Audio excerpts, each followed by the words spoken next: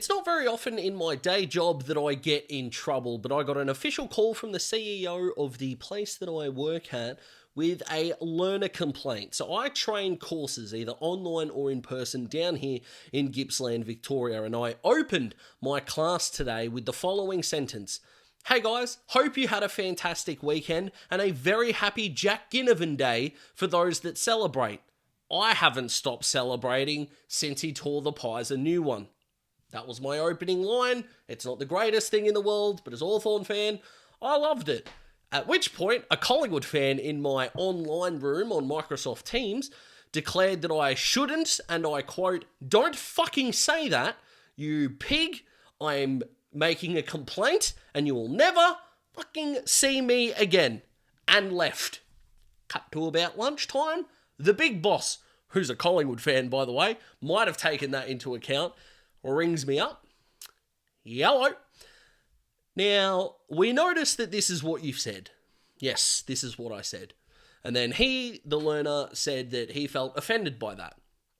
And I went, they did. To which the big boss went, I was pretty offended that Jack played that well, but you've done nothing wrong. Golden. Excellent. That's what we love. And what else we love is Collingwood fans have taken this loss really well. So, shout out to you, Collingwood fans. Seriously, guys, it is just a game of footy after all. But the Hawks, absolutely flying. 11-goal win. How far can they go? What's going on with their form? Let's bring it all in. And let's talk about it.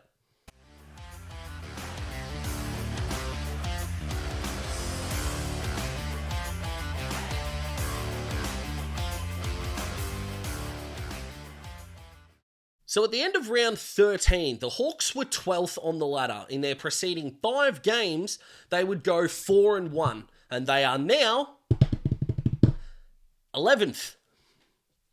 Thanks, footy. Makes perfect sense. Anywho, the Hawks are flying at the moment, and if we're going on vibe, which I did in a video, the vibe is immaculate at this point in time. Since their 0-5 start, they've gone 10-3 since, and everything looks awesome. The Hawks have already obliterated their over-under with a lot of betting companies, which was sitting anywhere from that 7.5 to 8.5 mark. They've gone past both of them, and fan enthusiasm and love is at an all-time high. Therefore, what a topic to talk about, and also because I'm a Hawthorn fan, right? But ironically, that 0-5 start that has kind of springboarded the Hawks into, well, finals contention, Sam Mitchell Coach of the Year talk, all of these things, is probably what's going to cost them finals. Now, granted, they're only 1.3% behind Melbourne, who are 10th, and they are only a game off 5th. Yes, with percentage to make up, I understand that, but on points. But they also are only a game off 13th, and we'll talk about the run home a little bit later on, but they are still precariously sat, with even one more loss against the Crows this week, making it definitively more difficult to make the 8. So, if we could argue that Sydney, Brisbane, and even a team like Freo are some of the more informed teams in the competition, no one has had a better run since round 5 than the Hawks, other than Sydney. Brisbane and the Bulldogs took a little bit longer to hit form, and you could argue the Dogs' peak form has only really gone for a fortnight or 3 of their last 4. Yes, Brisbane have gone up the ladder, but in terms of the sample size since round 5, I would take the Hawks, and I've been a bigger buyer of Freo in the recent past, but the Hawks did beat them, albeit in Tassie, but still, they don't control that, a couple of weeks ago. So the Hawks can very proudly sit second on the form ladder with the Swans. But also, let's still not forget that 0-5 start was properly shit. Yeah? Yes, the Bombers got the 4-goal win. They kicked really accurately, but the Hawks didn't take their chances. Easter Monday against the Cats was a draw, if you don't include the 7-1 goal first quarter that they gave up. Hawthorn's first quarter against Melbourne was an abominable performance. Just downright awful. The Gold Coast game was similarly awful. And yes, even though the Hawks won by 11 goals on the weekend, that game against Gatherround really was the one that got away.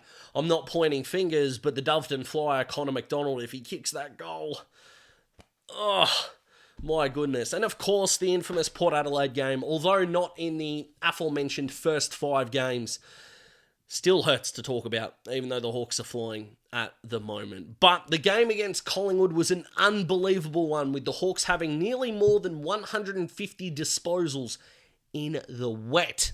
Mind you, contested ball was through the roof, and Hawthorn had plus 32 in inside 50s. They dominated in their forward half, and whilst you could make the excuse that Collingwood kicked inaccurately, 1 goal 11 in that first half, even if they had kicked 5 extra of those goals, the Hawks were still the better side. And once they had that margin break, everything had to go perfectly for Collingwood, and it didn't, for an abundance of reasons, but mainly their experienced blokes are out of form, premierships are really hard to win 2 in a row of, and defensively they were awful. But they're still the reigning premiers, so they don't really have a lot to complain about, to be honest. But where the Hawks are stunning teams a little bit, and I kind of think the discourse around the media here is a little bit incorrect, right, is whilst, yes, the love that Dylan Moore is getting, and of course Jack Ginnivan on the weekend, and if you have a look at Guinea's numbers, they're just career best, outstanding, and we love him with all his might. I'm going to talk about him a little bit later on as well, but you look at Dylan Moore's numbers as well, who, by the way, is winning the best and fairest this year. No one is coming close to what Dylan Moore is doing this year. Sicily's had a good 2-month period, but missed the game with the shoulder, right? But he's been pretty good. Sam Frost has been really good. Jack Scrimshaw has been really good, and I expect Scrimmer to be on the podium. James Warple's had, I think, an underrated season by a lot of fans. No one's come close to Dylan Moore. My man. No one. Personally, fucking love to see it. Connor McDonald played really well on the weekend. Luke Bruce kicked 4, Nick Watson kicked 3, and yes, that small ball forward line was electric, and you're never going to hear me say otherwise. But Moore and Guinea's ability to play on the far side of the defensive 50 and work their asses back is extraordinary, right? The high half heroes, I'm going to coin them. Amazing. And then Connor McDonald as your centre forward, kind of half forward, maybe your more traditional kind of half forward. And then you've got Nick Watson and Luke Bruce who are causing havoc in the front 60. And of course, all of them together are combining for 13 goals. And Dylan Moore had one of those rare games that he had over 25 and didn't kick a goal. And was still unbelievable. But the Hawks aren't adding +1 to stoppage, but they're doing their best to add a +1 behind the ball before the ball gets there. So Dylan Moore and Nick Watson especially did this really well, but Guinea absolutely. A starting centre forward, but if Hawthorn are losing the clearance, now become centre back players. And their ability to open up the ground expansively and use the foot skills of Massimo D'Ambrosio, who had 25 and kicked 2 on Josh Dacos, by the way, and even Josh Ward, who I thought on the outside was really, really good. And you add in Carl Amon, Jarman Impey, Jack Scrimshaw, and these guys who are able to use the ball so well. And of course, Captain Courageous. The Hawks are able to open up the MCG in ways they weren't previously. The Hawks were awful at the MCG for the first half of this year, basically, and are now turning it around through work rate. And Dylan Moore especially spoke after the Gold Coast game, stating that the work rate was just not there. And it is now. And whilst, yes, I would hate to see it cost them a final spot, what Hawthorn are going to be able to do from this base is going to be super important. But if they start 0-5 again next year, it all becomes a bit of a waste. Now, the underrated part of Hawthorn's lineup at the moment, I think, is the midfield. Yes, Lloyd Meekie's getting his flowers, but I don't think anyone is talking about how well-rounded their core 4 are in the midfield. That, of course, being Will Day, Jai Newcombe, James Worpel and Connor Nash. Now, all 4 of them were spectacular on the weekend, as you can see up here, with Connor playing a really good role as the second ruckman. Sam Mitchell loves him, and he's been a guy that a lot of Hawthorn fans have doubted, including me. He does some things, that make me want to pull my hair out, but his structural importance can't be understated. Right? But what we love about this Hawthorn team at the moment, let's be honest, is the vibe. The celebrations. They are 100% fan favourites. And what I mean by that is internally. Hawthorn fans haven't loved a Hawthorn team this much since they won a flag. Right? And even if you think of vibe teams of the past, the one that stands out to me, what is the Hawthorn team that fans hang on to that didn't win a flag? And the answer for me is simple. 2001. A year in which a Hawthorn team that, yes, made finals in 2000, but started the year with 8 consecutive wins before going down to the Bombers at Colonial Stadium, that made the finals after a shaky round 22 loss to St Kilda after the siren, who had barely won a game all year, with the last kick Barry Hall had as a Saint. A Hawk team that was struggling against Sydney in the elimination final at Colonial Stadium, before a rousing second half and a Paul Kelly injury, helped propel them to a semi-final against Port, which was at home to a Port Adelaide team that had beaten the Hawks earlier that year. And thanks to many heroics, none more so than Johnny Barker's 2 goals in the final quarter, and the young dash, dare, speed and execution of a very young Stephen Green, propelled Hawthorn to, I should say, one of their better finals wins. And that's coming from one of the richest and successful clubs. And let's be honest, without awful one-sided umpiring and a Trent Crowd 55-metre set shot that hit the post, the Hawks would have taken on Brisbane in the grand final. Now, my personal opinion is that Brisbane would have beaten us by 12 goals, but we'll never know. And 2024, no matter what happens from here, is shaping up to be one of those seasons that Hawthorn fans are going to remember fondly. And that's awesome, because not many teams have non-successful seasons where they will hold on to an undying loyal love. And Hawthorn will get to do that again. Now, the 2001 team got love as simple, maybe underdogs throughout the year.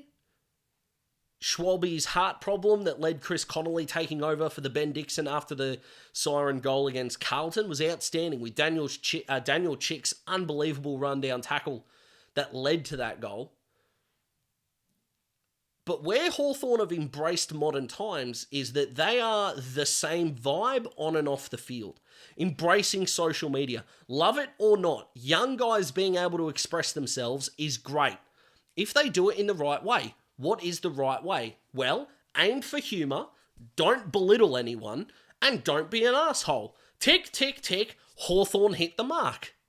Right? Sure, it's not GWS levels, but they are in a tier of their own. But the retrofits, the smiles, the selfies after wins.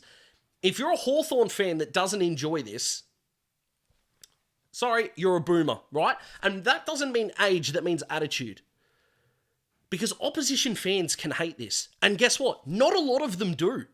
It's amazing that the most hated person at Hawthorn right now is a guy who we were told not to boo because of his mental health, that ironically all started freaking booing him on Saturday, but he had 31 and kicked 2, so.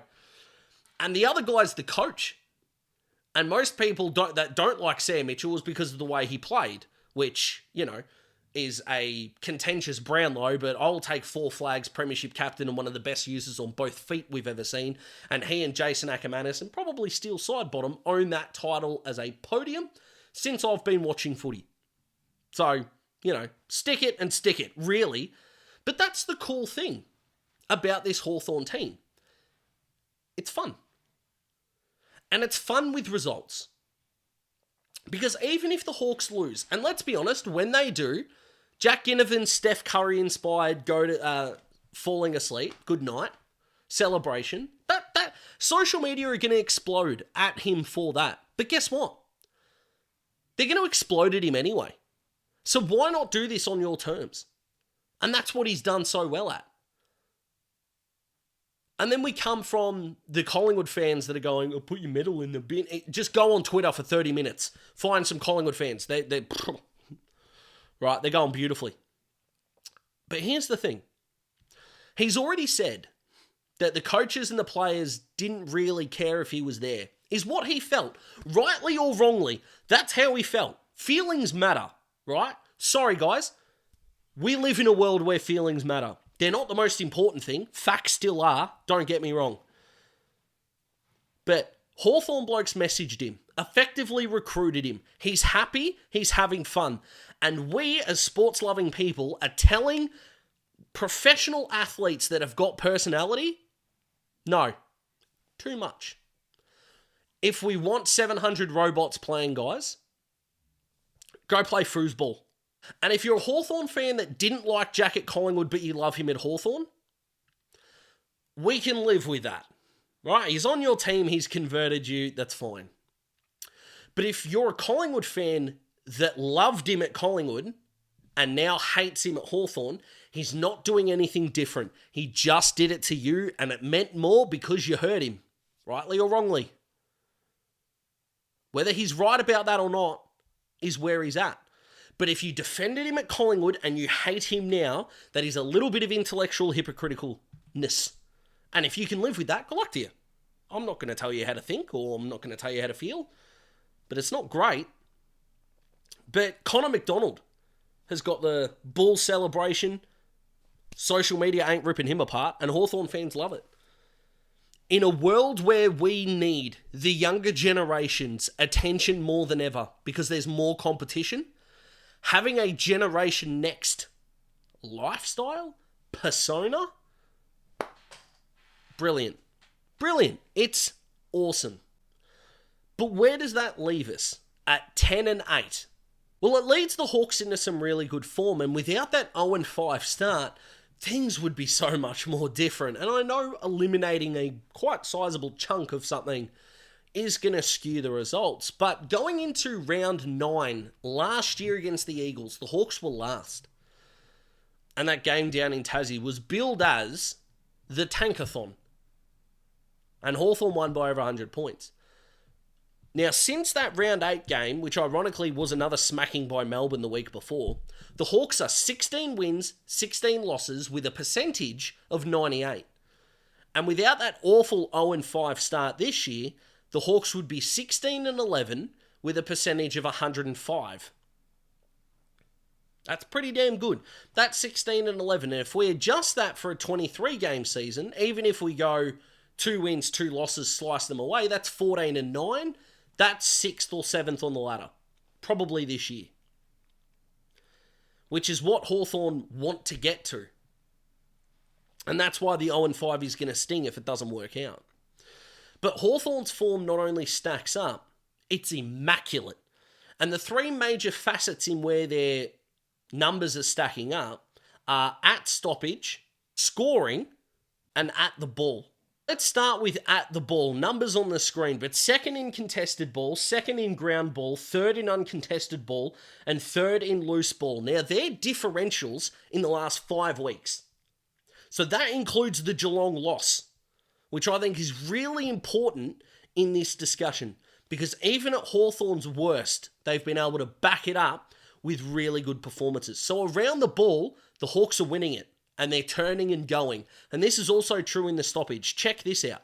1st in handball receives, 2nd in centre clearances, 3rd in stoppage clearances, and 3rd in scoring from stoppage. Those Hawthorn midfielders that are working their asses off around the ground are translating their ball-winning ability into front half ball that is leading to scoring.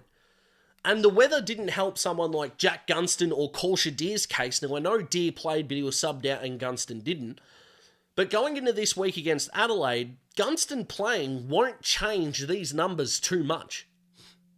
Now, who are you going to drop for him? Hard to say. This 23 looks really good. I mean, even if you drop, say, a McGuinness, right, what difference does that make? Because Gunston's not going to be the sub. Do you just put Bruce as the sub, Gunston in? That may work. But his ability to lead up at the ball, Colsha Deer's going to get more involved in the game. The small forward brigade aren't going to do this unless the conditions are similar. So you got to adjust for that. But the Hawks have been able to do that, right? So much so with their scoring. So you look at the scoring numbers there on the screen and they're ridiculous. 1st in goals, first in goal assists. So what they're doing is setting up their teammates as well. They're first from scoring from their defensive half. They're second from scoring from kick-ins. So transitioning the ball from their forward half, from their back half to their forward half, I should say, is immaculate. They're fifth in differential from scoring from turnover. And guess what? In the last 2 months, no one, not Sydney, not Fremantle, no one has conceded less points than Hawthorn has. And what's so amazing to me is Sam Mitchell could be Coach of the Year. And I think the best place Hawthorn can finish on the ladder is 5th. Highly unlikely, but if they win all 5 of their games coming, they probably could finish 4th or 5th. And Sam Mitchell would be the Coach of the Year, without a doubt. And Clarko coached in 4 flags, 5 grand finals, 6 prelims, and 8 semi-finals. Didn't win it once. I don't know why that amuses me. It just makes me giggle. But in terms of the run home, the Hawks have got Adelaide and the Giants away. So Adelaide Oval, the MCG against the Blues. They're in Canberra for the GWS game, but they have beaten Adelaide and the Giants this year, so that will give them some confidence. And ending with Richmond and North. Now, I don't want to be that asshole that just goes, we can wipe the Richmond and North games. We can pretty much expect them. But just for clarity, they lose either of those, they're not making finals. But very easily put here, Hawthorn need to beat Adelaide in order to have any chance of making the 8. This is another elimination final. You're playing a bottom 5 team. You need to. No Dawson, no Nick Murray, no Jordan Butts. You need to beat Adelaide to have a chance. You need to go 1 win and 1 loss against Carlton and the Giants. I have more faith in the Hawks beating the Giants than I do Carlton. I just think the 2 twin-headed monsters of Curnow and Mackay with no Jimmy Blank there is going to cause a massive problem. The Hawks are going to need that MCG game against the Blues to have very similar conditions to the Collingwood game, in my opinion. But if over the next 3 weeks the Hawks can go 2-1 and then beat Richmond and North, they're playing finals. And then when it comes to their finals opponent, I would back them against nearly anyone in that elimination final at the MCG. So if the Hawks have to travel and say play Freo or Port Adelaide or GWS, I don't think they would get the job done. But if they were playing any of those teams at the G, I'd back the Hawks in. I don't think the Hawks would beat the Bulldogs in a final. It'd be hella good to watch. And if we could play Essendon in an elimination final and beat them, how good would that be? Almost as good as beating Geelong in an elimination final at the G, which would be difficult. They have beaten us twice this year. But, wowee.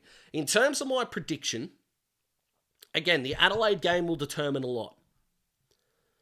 But with Hawthorn's percentage and the pressure they're under, I think they finish 7th, 8th, 9th or 10th. And in all honesty, I think it's 8th or 9th.